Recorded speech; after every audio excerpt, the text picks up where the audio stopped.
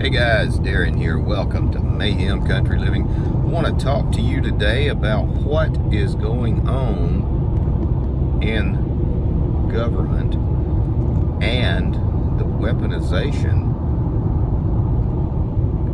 of our food system. Wow, that's a mouthful. Let's go ahead and get into it and break this down just a little bit. It would seem that more and more people are going on to the government dime. I have no problem with people doing that. I think for whatever you have paid into the government, they owe you blood or money.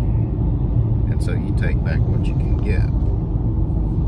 That is to say, people who are on we used to call it welfare, but now they call it SNAP or EBT.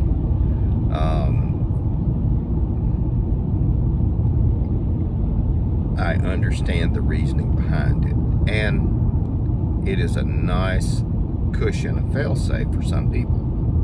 Because honest to goodness, some people, it is a lifeline. It really is. From EBT to reduced or free school lunches, I can understand the concept and I can get behind it. But here's the thing. Now, this is me just thinking out loud.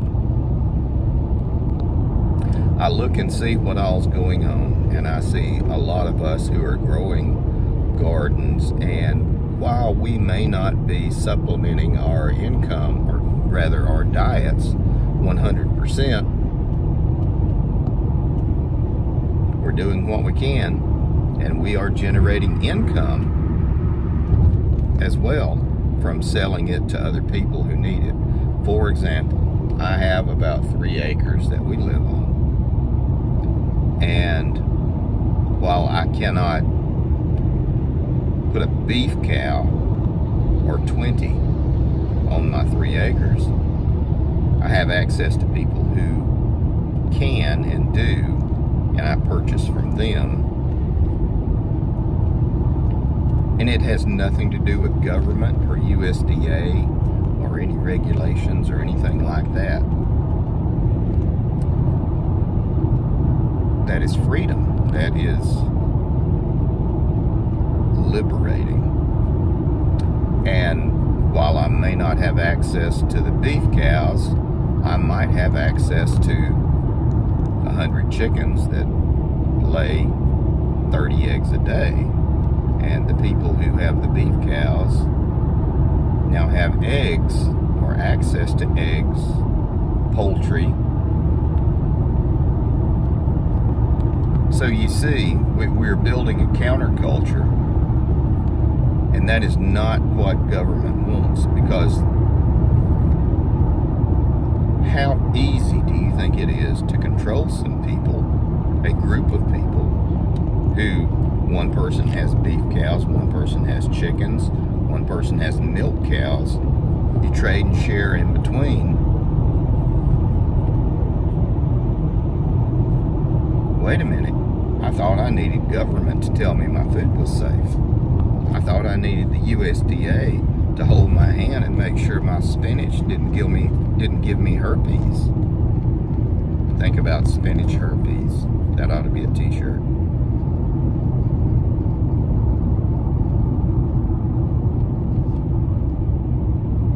My thought is we will be seeing more weaponization of food.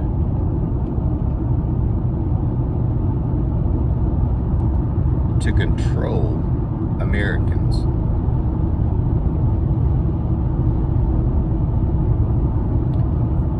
If you feel like you need to, and you go on to whatever government controlled food assistance program there is, and like I said, I'm not knocking it. I'm glad it's there. But just watch out. So you go and you fill out the paperwork and you sign up for it, and you're on the food assistance. Let's just call it, let's call it SNAP. So you're on the SNAP now.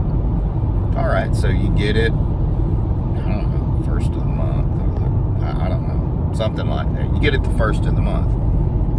Well, now that they have it, now that you're on it, you might get $500 or $600 a month. That's really good. And for those people that are doing it, I am freaking glad you're doing it. Because the more money you take from the government for this application, the less they can screw up the rest of the world. But, well, since we've got all your information, we need to make sure that you are, registered to vote. And you can do this and do that, and we'll need to get you registered to vote. And congratulations, because you're a SNAP member or a SNAP carrier. You are now registered to vote. Oh, you didn't vote? Oh, well, we're not going to be able to continue your benefits. Oh, you didn't vote Democrat? Ah, damn it, man. Kind of sad. Yeah, we're probably not going to be able to continue those benefits. Or Republican. Pick your poison. It doesn't matter. They're all the same. I see what is coming if you are on a government assistance program, and they want you on it so bad. If you are on a government assistance program, you are going to be required to vote, because a couple of things in our government now. Voting is a nice panacea. It makes you feel good.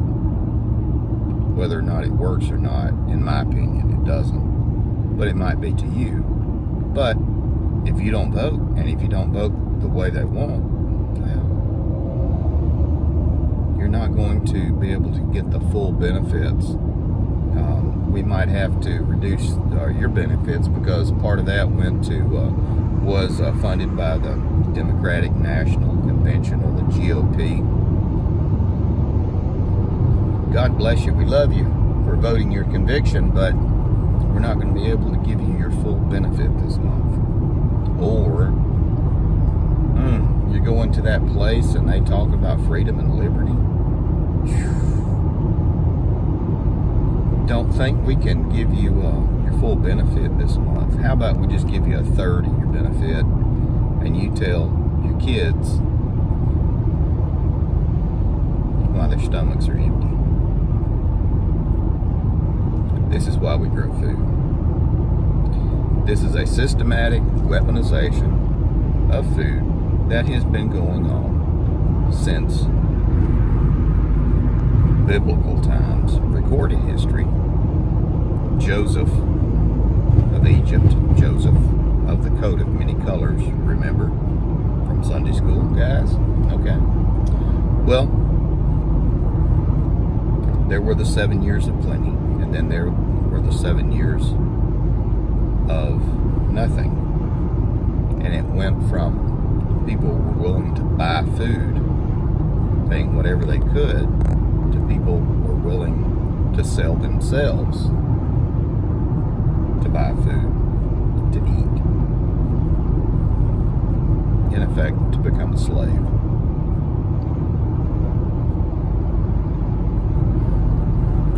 The most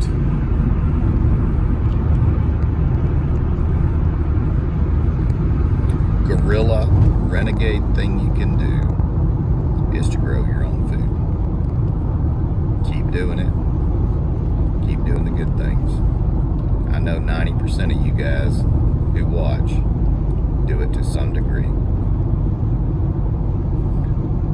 Keep growing your own food. Grow it on somebody else's property if you have to. keep doing the renegade stuff.